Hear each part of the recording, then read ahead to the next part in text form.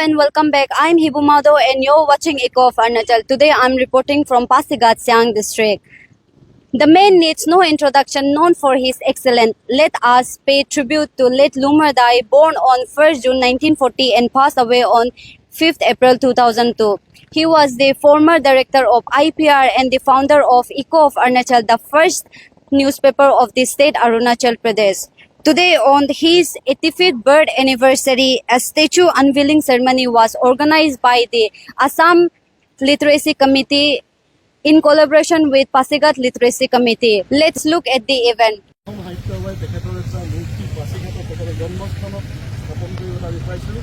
is our opportunity. And what this is a first step between two generations between Assam and Arunachal. And this সম্পর্কটো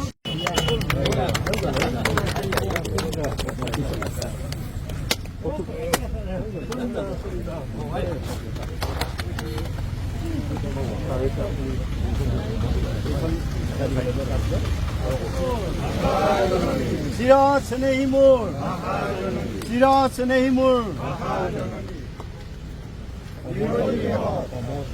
অমৰ হওক।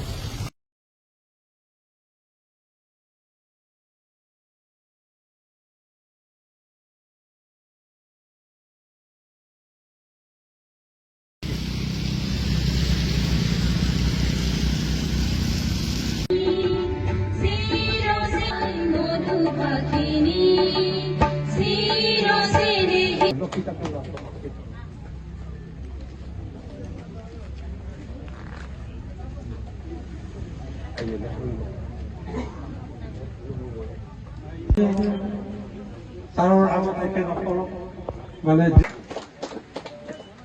বহুত বহুত ধন্যবাদ।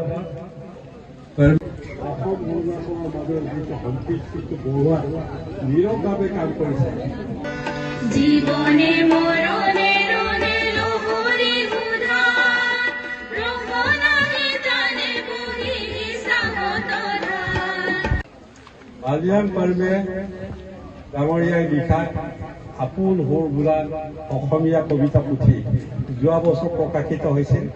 এই পুথিখন তেখেতে ये हमारा 85th बर्थ एनिवर्सरी हमारा लुम्बर दाई जो हमारा पासीघाट का ही है, सिलुक बस्ती का, यहाँ से ज़्यादा दूर नहीं है। आज का जन्मदिन आज है, तो उसका आज हम लोग 85th बर्थडे मनाया और अनवेलिंग भी जैसे आपने आज किया। तो ये हमारा आदि कल्चर लिटरेरी सोसाइटी और हमारा असम का साहित्य सभा का हमारा मेंबर्स आया, प्रेसिडेंट आया, वो मिलकर किया।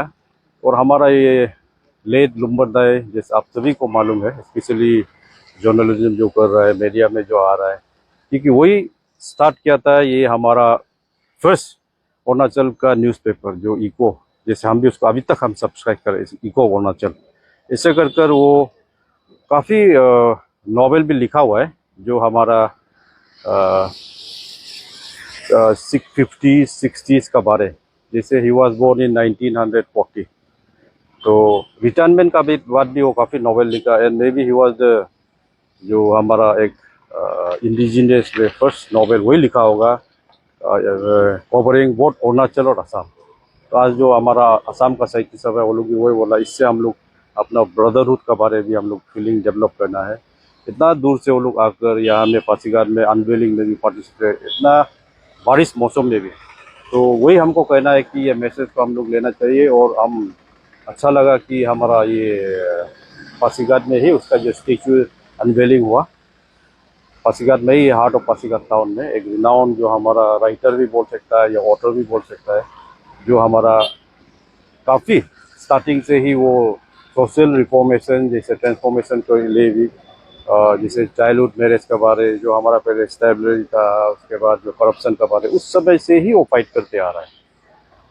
तो sir, any message for the family Lummer Dai sir के बिहाफ में जो यहाँ पे अटेंड करने आए हैं और उसके फैमिली के लिए आपकी तरफ? जी, बहुत अच्छा आप बताया, क्योंकि अभी लेट लुमर दाई का मिसेस अभी भी जिंदा है, जो हमारा अभी वो यहाँ मौजूद नहीं क्योंकि वो अभी बेड रिटर्न में है और ईटानगर में ही है। जैसे वो अभी हमारा आदि नियम से बोले तो हमारा न्याय लगता है, अंतिम लगता है, तो उसको भी हम बधाई देना चाहूँगा कि पूरा कम्युनिटी पूरा आज यहाँ में वो नहीं आ पाने से भी, और उसका लड़का भी है लेकिन वो भी बीमार है, तो दोनों ईटानगर में ही है, लेकिन वो प्रेजेंट नहीं होने से भी पूरा कम्युनिटी पूरा हमारा एक्रॉस बॉर्डर असम असम वाला भी आया, अरुणाचल वाला भी आ रहा, लिटरेरी सोसाइटी आकर यहाँ में अनवेलिंग किया। ये तो हिस्ट्री आज एक हिस्टोरिक ओकेजन है जो आज यहाँ में अनवेलिंग को लेकर। লুম্মে দাই অকল লেখকেই নহয়, তেওঁ এটা অনুষ্ঠানলৈ ৰূপান্তৰিত হ'ল। অৰুণাচল প্ৰদেশৰ লগত নেফা হৈ থাকোঁতে অসম আৰু অৰুণাচলৰ মাজৰ যিটো সুদৃঢ় সম্পৰ্ক আছিল, আপোনাসকলে সকলোৱে জানিব যে টাগাং টাকি ক্লাছ 8 নে 9ত পঢ়ি থাকোঁতেই অসম সাহিত্য সভাৰ অধিৱেশনলৈ গৈ এটা কবিতা পাঠ কৰিছিল আৰু কবিতাটো এতিয়াও সংৰক্ষণ হৈ আছে। গতিকে ঠিক তেনেকৈ অৰুণাচলৰ যিখিনি সামাজিক, সাংস্কৃতিক, ভাষিক, শৈক্ষিক এই সকলো সমস্যা সমাধান কৰিবৰ কাৰণে তেওঁ এটা সাহিত্যক এটা আন্দোলন ৰূপে গঢ় দি পেলাই তুলিছিল। আজি যিখন অৰুণাচল ৰাইজে দেখিবলৈ পাইছে, সেইখন অৰুণাচল আছিল লুম্মেৰ দাইৰ সপোনৰ অৰুণাচল। তেখেতৰ ইকো অফ অৰুণাচল নামৰ যিখন কাকত প্ৰায় 1000তকৈও অধিক সম্পাদকীয় এডিটৰিয়েল, তাৰ মাজতে যিকোনো লোকে তেওঁৰ সপোনৰ অৰুণাচলখনৰ বাতৰি বিচাৰিলে পাব। এনে এজন মহিয়ান লোকক অসম সাহিত্য সভাই নহয়, অৰুণাচলৰ ৰাইজেও তেখেতক গভীৰভাৱে স্বীকৃতি এইকাৰণে দিব লাগে যে আজি অৰুণাচলৰ এই সপোনটো তাহানিতে লুম্মে দায়ে দেখিছিল। তেখেতে যিকেইখন উপন্যাস ৰচনা কৰিছিল, যিখন কাকত তেখেতে প্ৰকাশ কৰিছিল, তাৰ মাজত সাহিত্যৰ মাজেদিয়ে তেখেতে এটা ডাঙৰ আন্দোলন গঢ় দি পেলাই তুলিছিল আৰু সেই আন্দোলনটোৰ কোনো এটা ভিত্তিক তেওঁ ৰাজপথলৈ উলিয়াই অনা নাছিল। অতি সহজ সৰল ভাষাৰে তেওঁৰ মনোভাৱ প্ৰকাশ কৰিছিল আৰু তেওঁ এইটোৱে প্ৰমাণ কৰি দিলে যে লেখকৰ কোনো জাতি নাই, কোনো ধৰ্ম নাই। তেওঁ এজন লেখক হিচাপে তেওঁ যিখিনি কাম কৰি থৈ গ'ল, তাক স্বীকৃতিস্বৰূপে অসম সাহিত্য সভাই 3টা কাম কৰিছে। এটা হৈছে লুম্মে দাই বঁটা প্ৰদান, আমি প্ৰতি বছৰে এটা বঁটা প্ৰদান কৰোঁ অৰুণাচলৰ শ্ৰেষ্ঠ লেখক লেখিকাক লৈ। দ্বিতীয়টো হৈছে আমি লখিমপুৰত এটা লুম্মে দাই গৱেষণা কেন্দ্ৰ প্ৰতিষ্ঠা কৰিছোঁ আৰু অতি সোনকালে এই জুন মাহৰ 2য় সপ্তাহতে লুম্মে দাই গৱেষণা কেন্দ্ৰৰ কাম কাজবিলাক আৰম্ভ হ'ব। আৰু তৃতীয়টো কাম কৰিলোঁ, এই আজি যিটো তেখেতৰ মূৰ্তি প্ৰতিষ্ঠা কৰিলোঁ, এইটোৱে আমাক যুগে যুগে অৰুণাচলবাসীক লুম্মে দাইক মনত ৰাখিবৰ কাৰণে এটা সুযোগ আনি দিব।